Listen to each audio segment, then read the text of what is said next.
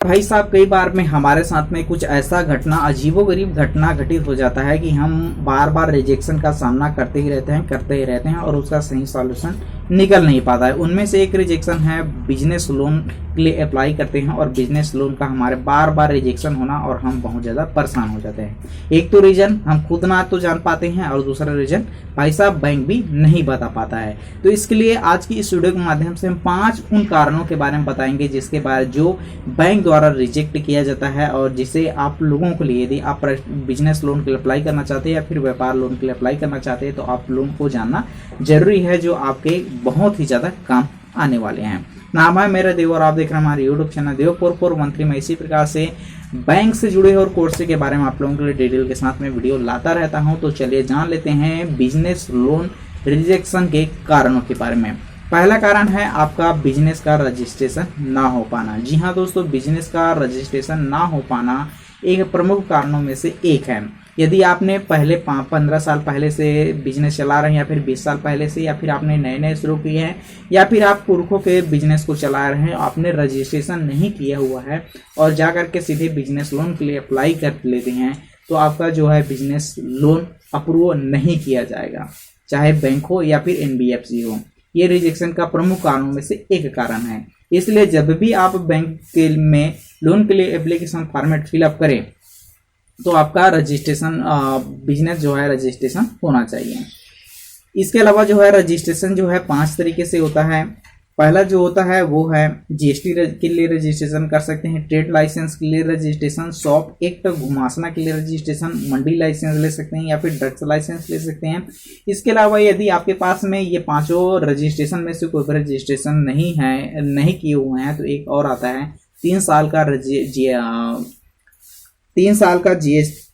साल ईयर का income tax return file, जो फुल कंपटीशन के साथ में बैलेंस चार्ज शीट के साथ में होना चाहिए, जिसे आप जो है बैंक के पास में प्रस्तुत कर सकते हैं।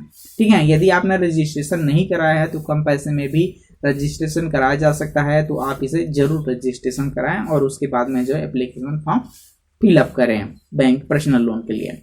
ठीक है, दूसरा जो कारण है वो है कि बैंक के साथ आपका ट्रांजैक्शन किस प्रकार से है, इसको बैंक बहुत ही ज़्यादा ध्यान से देखते हैं।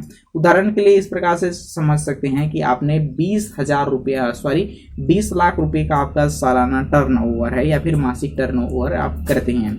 ठीक है, 20 या फिर 20 लाख से अधिक या फिर उससे कम, तो आपने जो है 1 या फिर 2 लाख जो है बैंक के माध्यम से ट्रांजैक्शन किया है और दूसरा जो है वो 19 लाख रुपये जो है आप जो है कैश में अपने ग्राहकों के साथ में लेन देन कर रहे हैं। तो इसका प्रमुख कारण यह है कि बैंक से आपने जितना ज़्यादा आपका ट्रांजैक्शन होगा बैंक के साथ में, उतना ही ज़्यादा आप लोगों का रिजेक्शन नहीं हो पाएगा। तो इसलिए ध्यान रहे कि आप जो है UPI का सहारा ले सकते हैं। UPI के माध्यम से आप अपनी दुकान में चिपका करके UPI के माध्यम से बैंक में अपना ट्रांजैक्शन आय या फिर निकासी कर सकते हैं। दूसरा नंबर में आता है सिबिल स्कोर या फिर क्रेडिट स्कोर। सिबिल स्कोर जो है मुख्य रूप से पर्सनल लोन के लिए होता है, लेकिन क्रेडिट स्कोर जो है आपका कम से कम है तो आपको बैंक पर्सनल व्यापार लोन नहीं देगा। आपका सिबिल स्कोर कम से कम 700 से ऊपर सिबिल स्कोर होना चाहिए, तब जो है वो बैंक आपको जो है व्यापार लोन के लिए आपके आवेदन को स्वीकार करेगा। इस बात पर विशेष ध्यान दीजिएगा।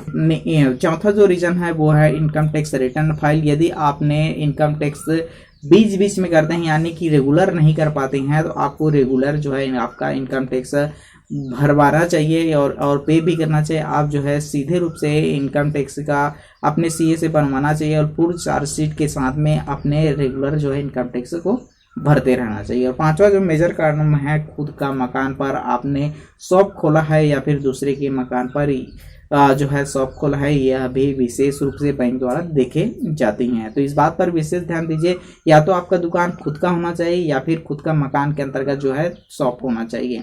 तो ये 5 रीजन है जिसके कारण से आपको जो है बैंकों द्वारा जो है लोन नहीं दिया जाता है। आई होप आप लोगों को समझ में आ गया होगा इन 5 रीजनों के बारे में। तो वीडियो अच्छा लगा है तो लाइक कर दीजिए, चैनल को सब्सक्राइब